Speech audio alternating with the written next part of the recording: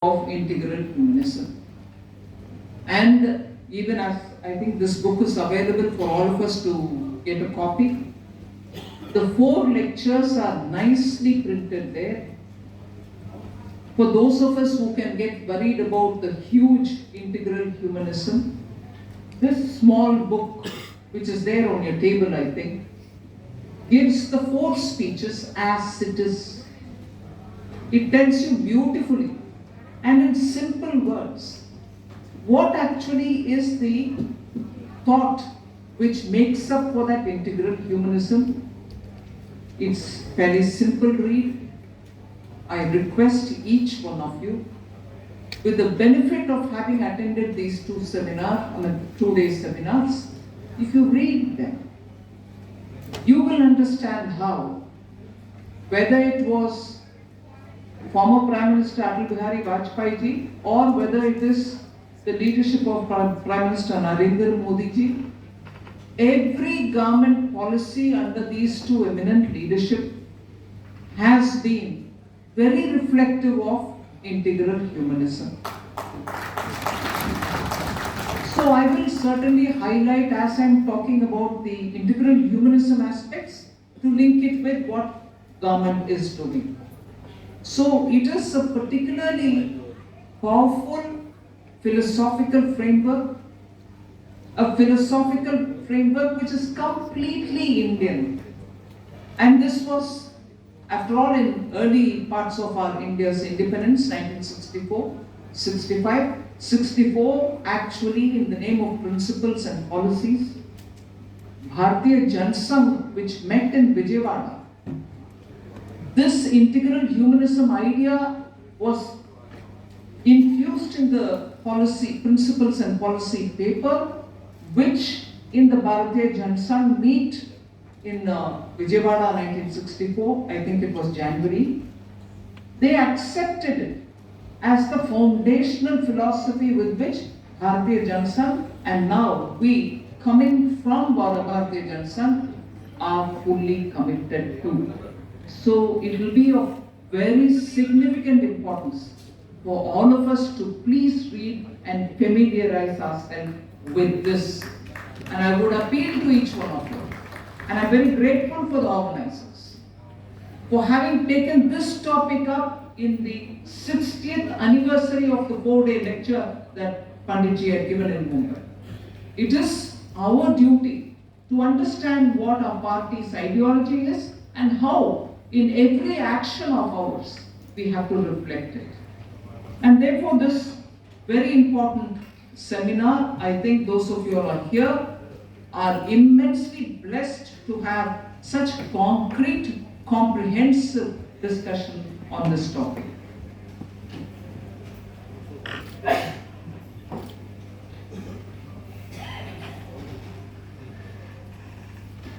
I'll probably go a bit forward and backward, so I'm not giving you a flow of speech, but because every time linking up with integral humanism, I want to highlight the fact, and Sri Shankaranand also emphasized, that body, mind, intellect and soul make up for every human being or every creature.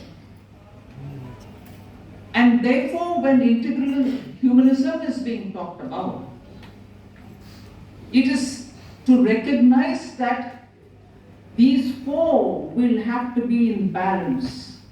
You cannot be too ambitious or too avaricious that you end being an imbalanced individual, because when you do things beyond the framework of dharma, which is what was emphasized by the previous speaker, there will be an imbalance. And it is that imbalance which causes disruption to any system. Why did communism fail? Why did complete capitalism fail? The emphasis was so distorted. Capitalism was so driven by personal consumption, earn more, consume more, save more, spend more, and repeatedly going on excessive levels of consumption, thereby without having any balance which will bring in sustainability. When you cross limits of sustainability, you end up having exploitative approach to exploiting the natural resources, whether it is water, whether today it is critical minerals. There is just no end to the level of exploitation. And therefore, whether it is capitalism or whether it is state capitalism, as it is called, the communism.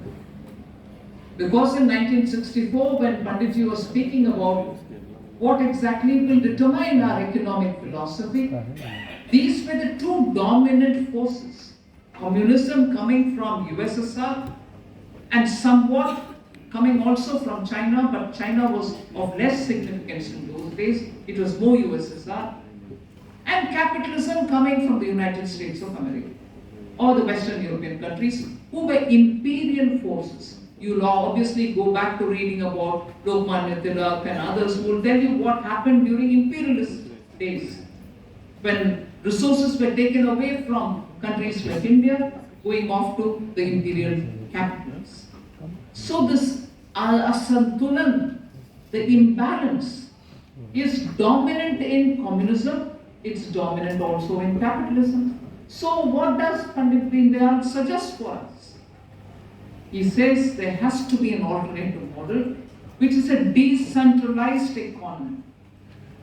It cannot be that there is a government which is so aggrandized that exploitation happens, monopoly is driven. We cannot take that. So the individual who lives with ethics, who lives within the framework of dharma, and the collection of individuals who live like that create the chiti for the nation. And it is that creation of that chiti for the nation, if invoked right, if invoked with the right level of energy. What is that energy which Panditji refers to as Virat? But that is the collective force with which you are able to lead the world for an alternative between communism and capitalism, both of which are exploitative, and that is not suitable for India. That's the basis of Pandit Deendayal Upadhyayji's narrative. So I won't go further into detailing, but I just want to underline that he wanted the last person down at the level of the system's bottommost level to be kept in the mind for all of us to plan, so that it is he who has to be lifted up, and he has to be lifted up with dignity intact. Pandit Deendayal Upadhyaya, talking at that time, kept repeating that the dignity of every individual is important. I would want to keep the context at the back. We should not forget it. India at that time, under the leadership of Prime Minister Jawaharlal Nehru, adopted a model for India, which we in India call it as Mahalanobis model, which is nothing but the USSR model of development. What was the USSR model of development? Intensively invest in capital-intensive industries, big industries, and you will be able to produce enough for the economy, and even if there is surplus, we can produce it and sell it.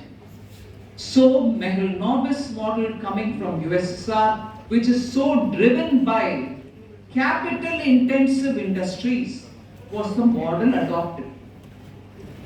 Deendayalji argues that that's the most inappropriate model for India. Why? Because for centuries, India has always been led by small entrepreneurs, small businesses, and we are a labor-intensive country, then and now. And therefore, you need a model which will have labor-intensive industry, and by nature, and also thanks to the colonial rule, imperial rule, we are left with no capital, not so much money to invest. So can we have a system which is capital intensive? No. And if you have a capital intensive system, where will the money come from? As a result, the mechanized capital intensive sectors growing in the industry led to intense massive unemployment. So Pandit Deendayal clearly said, look, I have 6 principles to say, or 6 objectives for any economy. I'm not going to read each one of them. The third one underlines that we should work towards full employment. The third is full employment. The first 2 are going to be influenced once you have everybody doing something productive.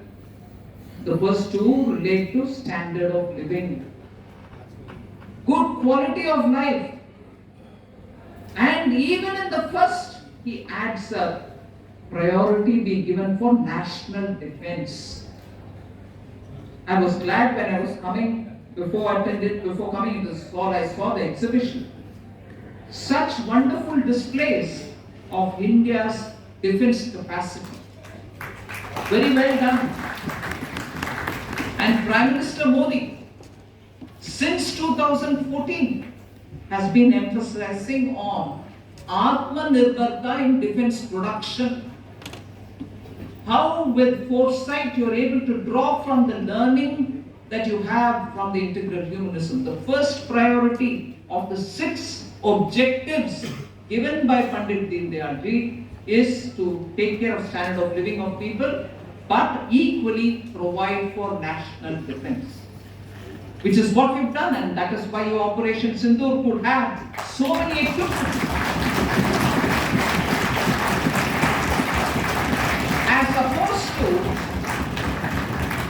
As opposed to a government which said, I don't have the money to spend on defense procurement. We had money then, we have money now. Then that money didn't go for defense, whereas now, in the last 10, 11 years, we have spent on defense procurement from indigenously manufactured goods, and therefore today, of course, we have also brought in some highly technical equipments from outside. A combination of all that is today protecting India. You saw it. So, this Sabka Saath, Sabka Vikas, Sabka Vishwas, Sabka Prayas is exactly what you do when you're dealing with the Antyodaya. If you have to lift everybody out of poverty, give them a certain level of employment, give them that kind of standard of living. If you lift people from poverty, you are giving them access to so many different fundamental basic necessities. As a result, they are above where they were before, and as a result, you see them accessing greater productive capacities, and therefore the production of the country goes up, and with that the standard of living goes up. So the 6 objectives which he says for an economy are all well ingrained in our policy today. So the work, wealth, and also well-being. I'll just spend a few minutes on that. I said even earlier that Pandit Deendayal Upadhyay wanted full employment, maximum access to employment, and I'm not going to the details of how we are providing employment now. You know, every month since October 2022, we are running camps, Rozgar Mela, in which PM comes and gives letters to people so that they get gainfully employed. We are also through the banks providing assistance to those startups and small industries. MSMEs have been given maximum attention and credit. So creating jobs are from various different angles.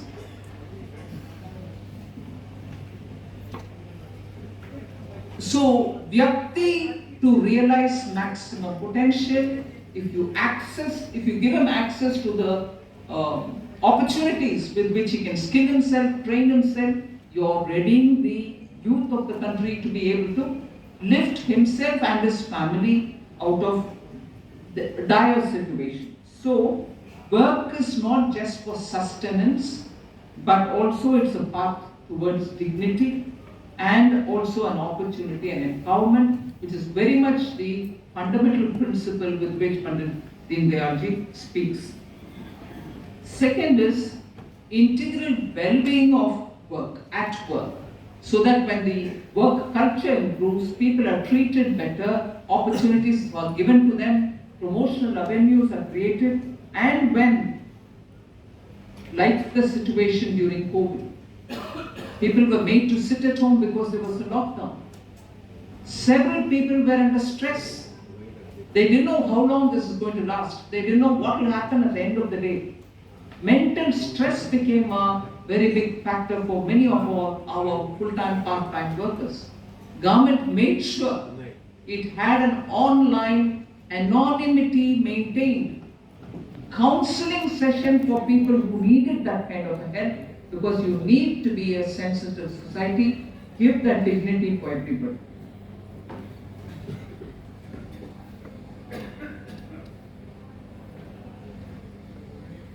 It is very important to understand that when you talk of the economy, you talk also of factors of production.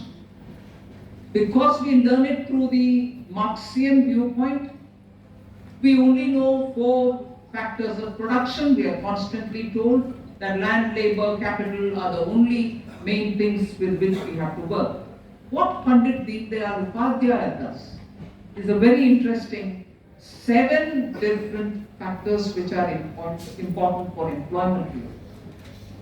He actually credits Professor Vishveshwaraya, who actually said all these 7, and takes it from there and says it is important for us to understand that all these 7 will have to be infused in our policy making. So what are those 7?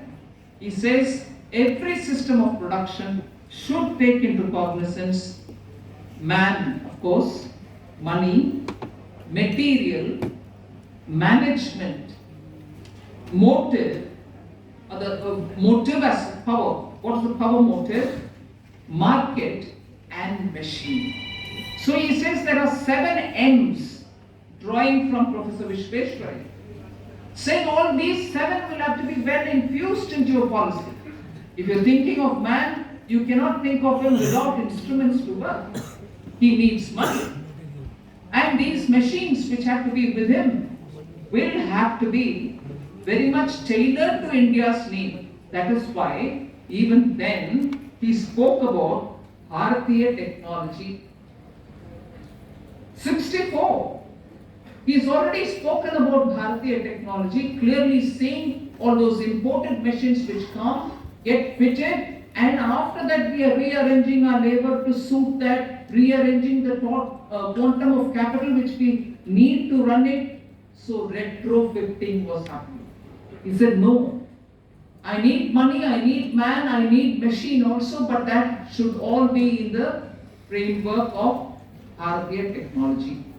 And I'm happy to say, in today's context, even artificial intelligence, Government of India is looking at it from the Indian dimension. And that is why you have large language models being created in India to suit Indian industry or society. And of course you would have heard that Sanskrit has been recognized all over the world as the language most suited for these kind of activities, coding inclusive. So the emphasis that we are giving in India towards technology which can be so tailored for our requirements is reflective of what Pandit Deendayal ji had said, Bharatiya technology.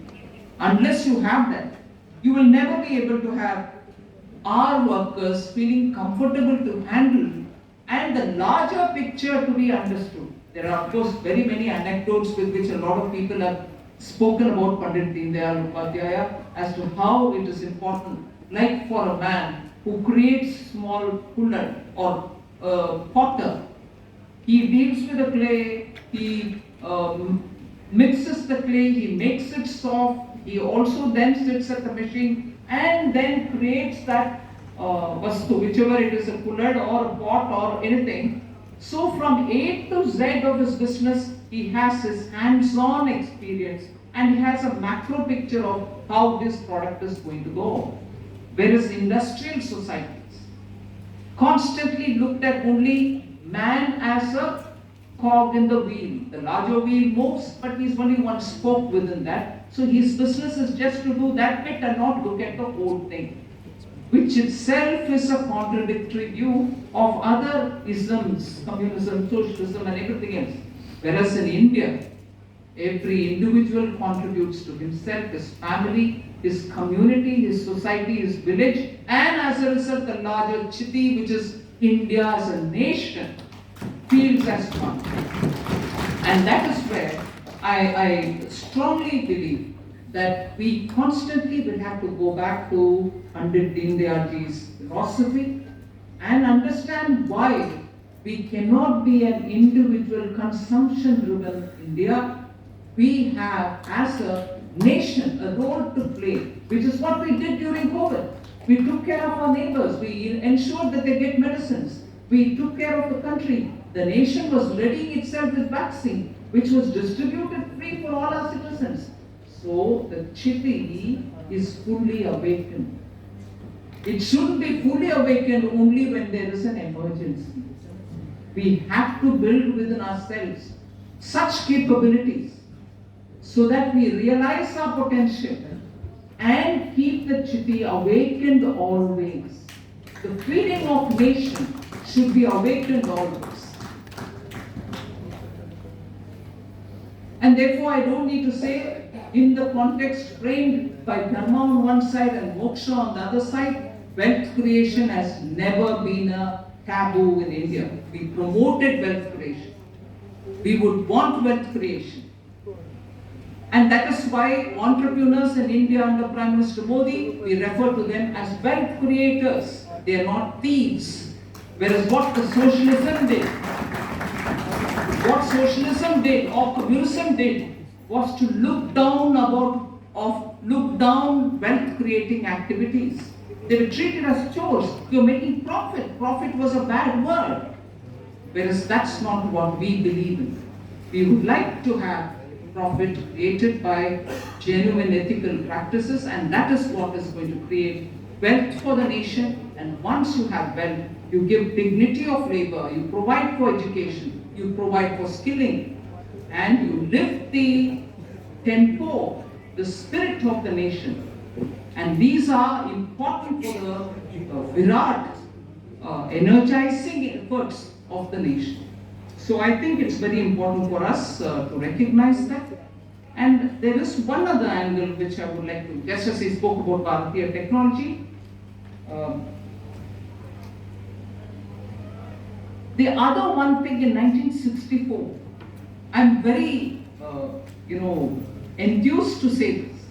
We all talk about startups, massive disruption, we need disruption, good disruption is doing good for the country and so on. But the first voice, if I can say so, to disrupt the status quo came from Pandit Deendayal Upadhyay. He says, discard the status quo. Discard the status quo. That mentality that, it's all right, it's going all right, usko kuch nahi karna. Nahi, usko discard karo. You need to disrupt the status quo so that you are able to build a nation which will not only protect our culture, but also take us further towards a newer, conscious society. I just want to read this one line from Pandit Deendayal himself. I quote, he says, our goal is not merely to protect the culture.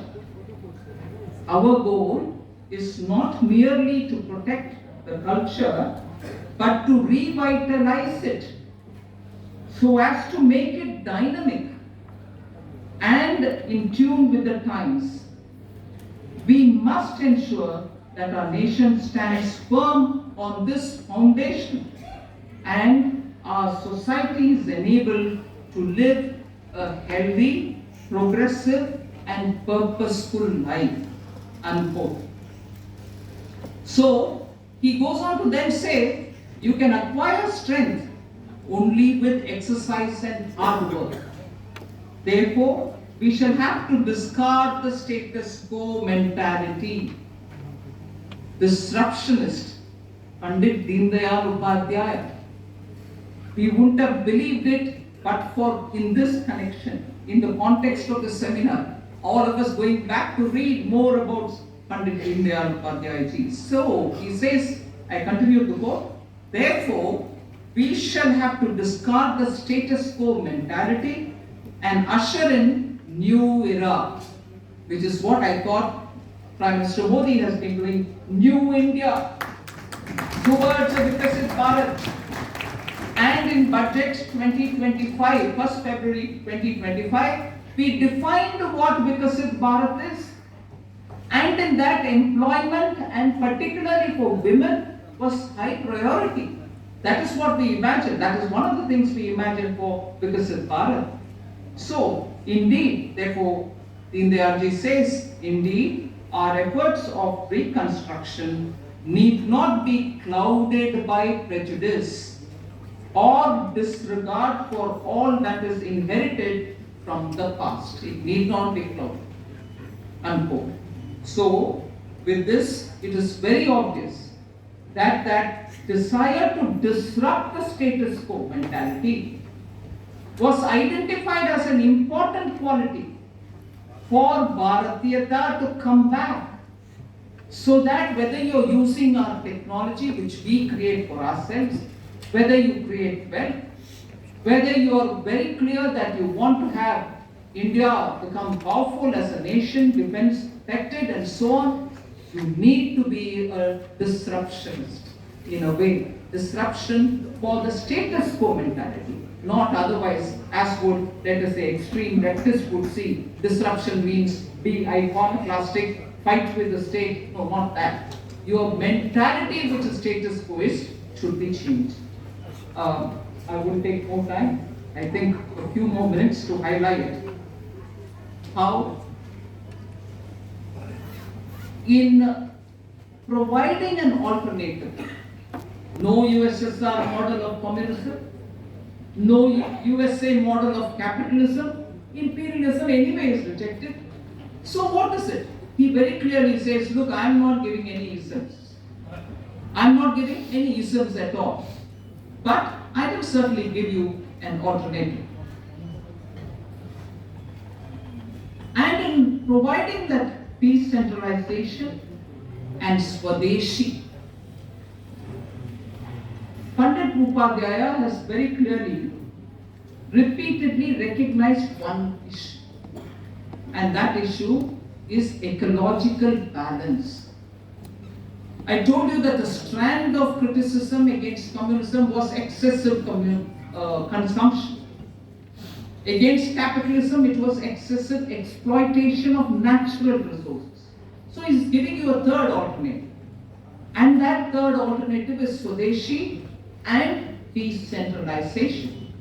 And in doing that, he very clearly says, unless we support such activities which will recognize ecological balance, meaning use sustainably, don't exploit nature, you're part of this larger scheme of things, so you cannot be greedy to finish it all off in this generation, leave nothing for the next generation. He supports policies which are ecologically balancing. Therefore, sustainable wealth creation under Prime Minister Modi has been emphasizing on circular economy, which is very core to our belief, and in that process, also making sure that if we follow circularity in our policies, it has a potential to nearly